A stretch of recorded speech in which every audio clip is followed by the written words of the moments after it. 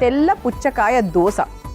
చాలా రకాల దోశలు మనం చేసాం. పుచ్చకాయతో అసలు దోశ కూడా చేసుకుంటారా? ఈరోజు తెలుసుకుందాం. మరి ముందుగా కావాల్సిన పదార్థాలు ఏంటో చూసేద్దాం. తెల్ల పుచ్చకాయ దోశ తయారు చేసుకోవడానికి కావాల్సిన పదార్థాలు: తెల్ల పుచ్చకాయ ముక్కలు 1 కప్పు, నానబెట్టుకున్న దంపుడు బియ్యం 1 కప్పు, నానబెట్టుకున్న మినపప్పు 1 కప్పు, నానబెట్టుకున్న మెంతులు 2 టేబుల్ స్పూన్లు, పచ్చిమిర్చి 4, అల్లం ముక్కలు కొద్దిగా, పచ్చి కొబ్బరి తురుము 1 కప్పు, ఉప్పు తగినంత, నెయ్యి 3 టేబుల్ స్పూన్లు. తెల్ల పుచ్చకాయ దోశ తయారు చేసుకోవడానికి కావాల్సిన పదార్థాలన్నీ కూడా రెడీగా ఉన్నాయి. తెల్ల పుచ్చకాయ అంటే ఏంటో మీ అందరికి ఒకసారి నీట్గా ఎక్స్ప్లెయిన్ చేస్తా, చూసేయండి. బేసిక్ ఏంటి, ఇందులో ఉన్న పండు మొత్తం మనం చక్కగా తినేసి దీన్ని ఎక్కడ పడేస్తూ ఉంటాము? డస్ట్బిన్లో పడేస్తూ ఉంటాము కదా. డస్ట్బిన్ దగ్గరికి వెళ్ళిపోతుంది ఇది. అలా కాకుండా మీరు ఇది తీసుకొని చక్కగా వాష్ చేసేసుకొని ఈ పైన గ్రీన్ పోర్షన్ ఉంది కదా, అది మొత్తం తొక్క తీసేయండి. ఇలా మొత్తం తొక్కలాగా తీసేస్తే మీకు ఈ భాగం ఉంటుంది కదా, ఇగో ఈ భాగం మాత్రం, ఈ భాగాన్ని మనము ముక్కల్లాగా చేసుకొని ఇదిగోండి ఈ విధంగా చేసుకొని పెట్టుకున్నాం. సో దీంట్లోంచి తీసిందే ఇదనమాట. ఓకేనా? సో ఈ విధంగా తీసుకోవాలి. ఇది తెల్ల పుచ్చకాయ, ఇది తీసేసేయాలి. ఓకే, తెల్ల పుచ్చకాయ యొక్క ఉపయోగాలు ఏంటి అంటే ఏం చెప్పాలి? చర్మంలో మంట, ఒంట్లో వేడి ఫస్ట్ తగ్గించేటువంటి సూపర్ స్పెషల్ ఫ్రూట్ ఏంటి అంటే మనకు వాటర్ మిలన్, పుచ్చకాయ. అంతేకాకుండా ఇందులో ఫైబర్, ప్రోటీన్స్ ఎక్కువగా ఉంటాయి, వైటమిన్ ఏ, సి ఎక్కువగా ఉంటుంది, పొటాషియం ఎక్కువగా ఉంటుంది. అలా మనకు చాలా అధిక రక్తపోటును తగ్గిస్తుంది. గాబరాగా ఉంటుంది కదా కొంతమందికి అప్పుడప్పుడు. సో అలా కొంచెం అలా కూల్ డౌన్ చేస్తుంది అనమాట. సో అంటే ఎమోషనల్గా కూడా చాలా బాగా హెల్ప్ చేస్తుంది. అండ్ ఎప్పుడు 365 days ఇప్పుడు అన్ని ఫ్రూట్స్ ఆల్మోస్ట్ దొరుకుతున్నాయి. లైక్ మ్యాంగోస్ అలాంటివి తప్ప మనకు జనరల్గా అన్ని ఫ్రూట్స్ దొరుకుతూనే ఉంటాయి. సో అలా మనకు ఈసారి మీరు ఎప్పుడైనా పుచ్చకాయతో ఇలా ట్రై చేయండి, తెల్ల పుచ్చకాయతో. సో ఇప్పుడు మనం ఫస్ట్ ఏం చేయాలి అంటే ఇలా ఒక మిక్సింగ్ బౌల్ తీసుకొని ఫస్ట్ ఏమేమి వేస్తున్నాము అంటే ఇదిగోండి దంపుడు బియ్యంతో చేస్తున్నాం. ఓకే, సో వేరే బియ్యం కాదు, దంపుడు బియ్యంతో మనము ఈ దోశను తయారు చేసుకోబోతున్నాం. సో అందరి ఇళ్లలో ఈ మధ్య బ్రౌన్ రైస్లు ఇవి ఎక్కువగానే తింటున్నారు కాబట్టి దంపుడు బియ్యం తీసుకోండి, నానబెట్టేసేయండి. ఓవర్ నైట్ నానితే బెటర్, లేదా ఒక 5-6 hours నాన్న కూడా పర్వాలేదు. ఆ తర్వాత మినపప్పు ఎక్కువసేపు నానాల్సిన అవసరం లేదు, 2-3 hours ఇస్ ఫైన్. సో ఇలా మనకు మినపప్పును కూడా నానబెట్టుకున్నాం, దాన్ని కూడా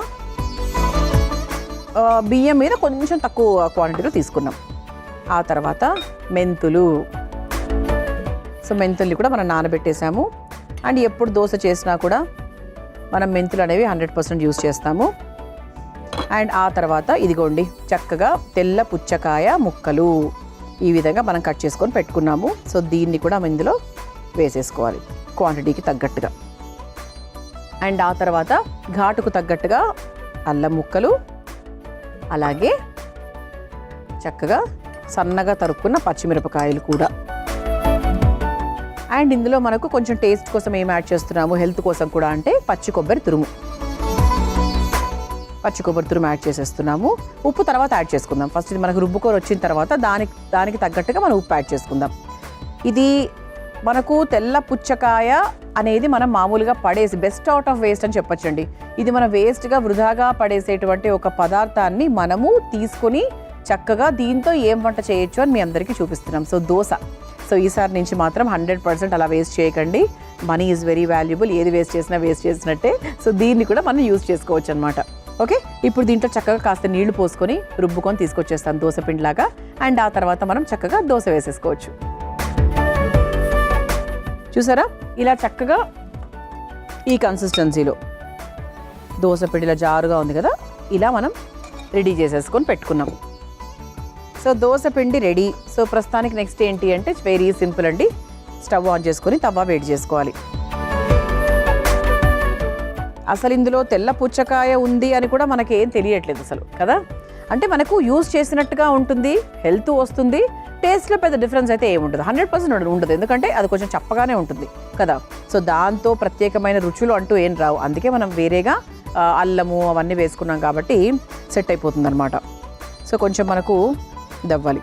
అయితే మనం ఇంతకుముందు ఉప్పు వేసుకోలేదు కదా, సో ఉప్పు వేసేసుకుందాం.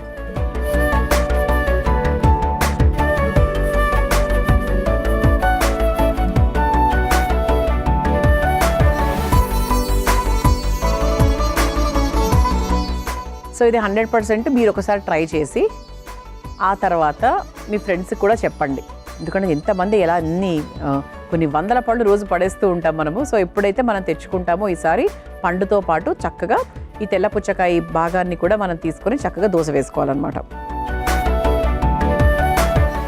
అండ్ ఇప్పుడు చక్కగా దోశ వేసేసుకుందాం. తెల్ల పుచ్చకాయ దోశ.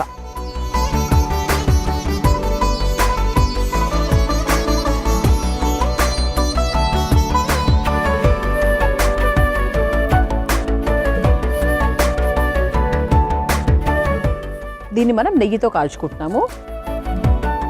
సో నెయ్యి తీసుకొని చక్కగా ఇలా వేసేసుకుందాం. సో చక్కగా తెల్ల పుచ్చకాయను ఉపయోగించాలి అని అసలు ఎట్లా వచ్చిందో మా అమృతం కార్యక్రమానికి ఐడియా. సో రెండు వైపులా చక్కగా నేతితో కాల్చుకున్నాం కాబట్టి ఇంకా అసలు టేస్ట్కి తిరిగే లేదనమాట. సో స్టవ్ ఆఫ్ చేసేసి చక్కగా ఇలా ఫోల్డ్ చేసేసుకొని కరకరలాడేటువంటి ఈ దోశను ఇలా ప్లేట్లోకి సర్వ్ చేసేసుకుందాం.